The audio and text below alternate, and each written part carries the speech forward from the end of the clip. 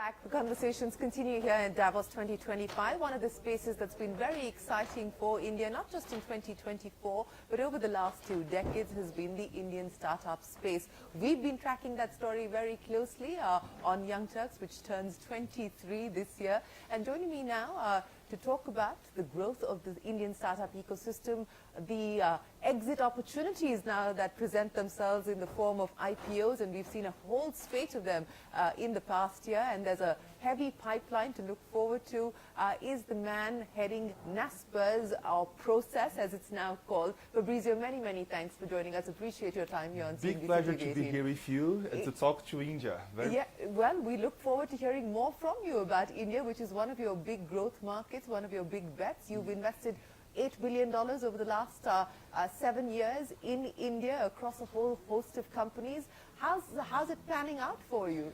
We invested $8 billion and we are just starting. Actually, we didn't start only 5 or 6 years ago. We started many years ago with Ibibo, with Flipkart, now with Swiggy. We just made an IPO of Swiggy this year, with Meesho, with Urban Company, and we further around more than 30 startups that we are supporting in India. And we are not thinking that this is the end for India. We think this is the start. This is the beginning. This is the beginning. We are investing to build one of the most exciting internet scenes in the world. That's the potential that India have. And you call is it here a unique to invest. opportunity. You call India a unique opportunity. Why is that? Definitely. We have a country that is amazing, big, growing, with lots of growth opportunities, and that need internet innovation to keep growing, to keep supplying services to all your population. And more than that, we have disruption happening now. Interesting thing that US is investing maybe $100 billion in AI, but I really believe, I'm Brazilian, that India and Brazil needs even more investments in disruptive technology. This kind of technology can make education becomes better to 1 billion people, to 5 billion people. It can make healthcare being better for billions of people. So we need to do it very well. But the reality is, although we have really billions to invest in US, there is not so many billions to invest in Latin America or India or even Europe. And that's why Prosus' opportunity to help, to invest together and to grow together is so big. I think we are going to do amazing things together. Well, speaking of doing amazing things, let's talk about the amazing aspect of 2024, which was the IPOs that we saw of new age tech companies. You talked about Swiggy, and that's of course been one of your portfolio companies. What do you make about the way that we've seen the Indian public markets accept new age companies, and what that has done in terms of changing the way that even these startups are operating with a much more focused approach now to profitability? Look, it's not like it started last year. It started 15 years ago. I would say it started 23 years ago when we started to talk about startups in India. But after all this time, it became clear to the society, not only in India but in the world, that to drive wealth, you need to grow a technology sector. If you look to US or to China, the technology sector created trillions of dollars, almost 15 trillions of dollars of value. And India deserves to have a strong and mature technology scene. So as I said, I think we are just starting. There is so much to grow and to build. And one more thing, many people think you just need like entrepreneurs and ideas to innovate and create startups, but you need also capital that can invest and take risks. Obviously, Prosus can invest and take risk, and we are investing in India, but you need a market like we have now in India that can take this risk to really create very big companies, and I think we will see many more of them. So, you know, speaking about the IPO pipeline, there's a whole bunch of your portfolio companies that are looking to go public. Meesho, Urban Company, PayU, and PayU, of course, fully owned by Prosus. It's a 2025 likely to be an even more exciting year? We have more than 30 companies invested by Prosus. We love PayU and Meesho and Urban Company. I'm not going to announce any IPO today, but I can tell you we expect around 5 IPOs in the companies we invested in this year. So we are quite excited about this year. I think Swiggy made a good start. And it's nice to tell you, people see Swiggy today as a very big company, but actually Prosus started investing in Swiggy when it was a quite small company with a very few orders, a really small startup. And today we have hundreds of thousands of partners, millions of customers. Yeah. That's the story that technology can build. And I'm sure there will be many more Swiggies and many more bigger companies, and you see, as you said, many Mishu and Urban Company and PayU, many companies building much more amazing stories well, in the you know, future. speaking of Swiggy, what do you make of the quick commerce story in India and how that's playing out? Swiggy, of course, is a player in that space as well, and it's a space that's attracting a fair degree of competition today. How do you see the quick commerce story, and why do you believe that's taken off in India? I think quick commerce in India is doing quite well and better than in many places of the world. Prosus has food delivery business in, I think, 85 countries.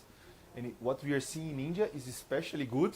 There is competition. We welcome competition. Everyone can move faster, can invest more, and you need to be better to win on the competition. And we are here to win, so keep waiting for news on Swiggy quick commerce. Well, how much more do you intend to deploy in India, and across what kinds of businesses will you be making incremental investments as well as fresh investments? We don't have like a limit to invest in India. India is a priority. Over the last few months, we did many deals in India.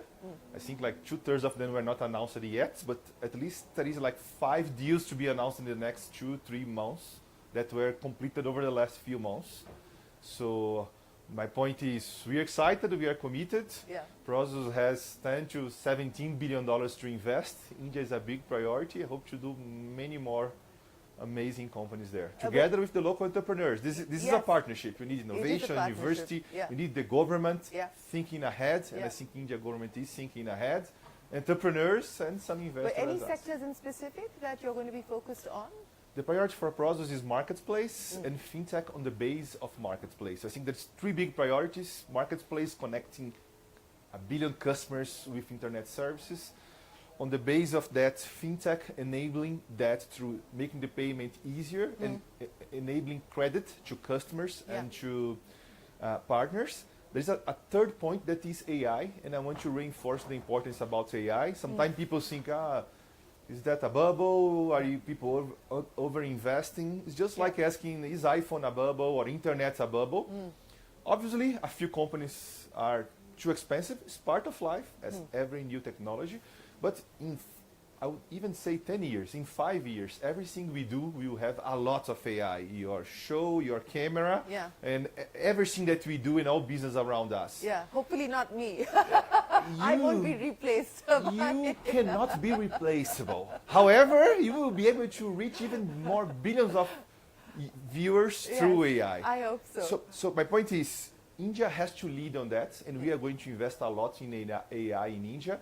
For example, India outsource work for all around the world, and AI is going to create like an AI digital workforce. How we are going to change that? We are investing in many companies like that.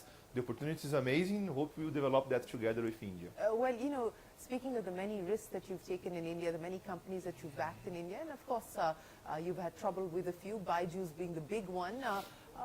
You know, what do you make of how that story has panned out, and what do you foresee for the road ahead?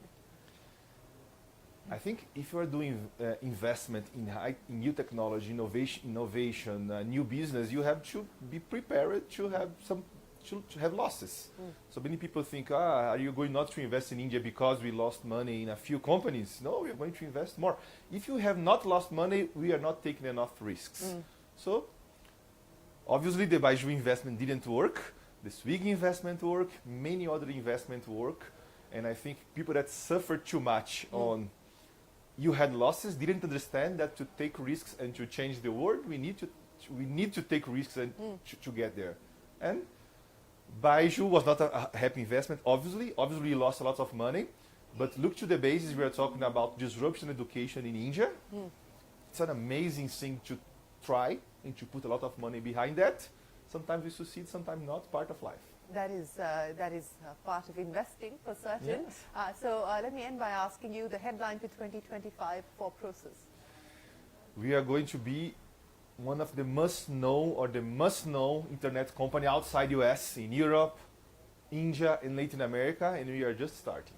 just getting started. Well, we look forward to hearing more from you and seeing you in India as well. Fabricio, it's been an absolute pleasure. Thanks very much for joining us here See in you Davos. next time in India. In India. Hotter, warmer? Yes. See you next time there. Pleasure. See you in India. It is our pleasure entirely. Well, that was a take from Prosus on the strength and the opportunities that the Indian startup ecosystem presents.